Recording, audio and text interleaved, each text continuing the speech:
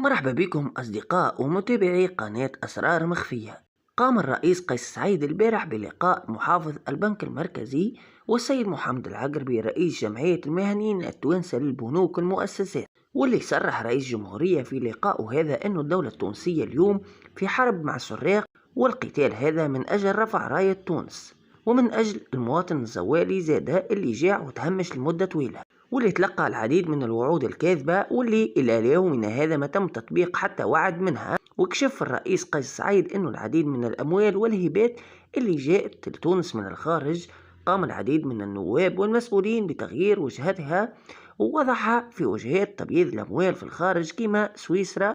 اللي ما يسألوش على مصدر الفلوس. وقال قيس سعيد أنه اطلع منذ يومين على الهبات اللي جات لتونس من دول أجنبية، واللي قام بعض المسؤولين بنقلها مباشرة لحسابات بنكية في الخارج دون أن يستنفع بها أي مواطن تونسي، ومن بعد يخرجوا في التلفزة التونسية ويتحدثوا على الإنقاذ الوطني وعلى خريطة طريق المصالحة الوطنية. واللي قال قيس سعيد أنه حتى ما نجمش يحسب قيمة الأموال المنهوبة في تونس، واللي قال انه كانت تنجم تنقذ تونس من الازمة الاقتصادية اللي تمر بها اليوم وتخلينا نتجنبوا العجز التجاري اللي تعيشه الدولة. واللي قال بعض الناشطين على مواقع التواصل الاجتماعي انه الاختلاسات هذه والاموال المنهوبة الكبيرة برشا وراها راجل غنوشي وبطبيعة حركة النهضة اللي لا يسيبوا لا اخضر لا يابس ما حطوش عليه ايديهم وقاموا بسرقة اموال الشعب التونسي. في آخر الفيديو ما تنساوش تعملوا إعجاب للفيديو واشتراك في القناة باش يوصلكم كل جديد.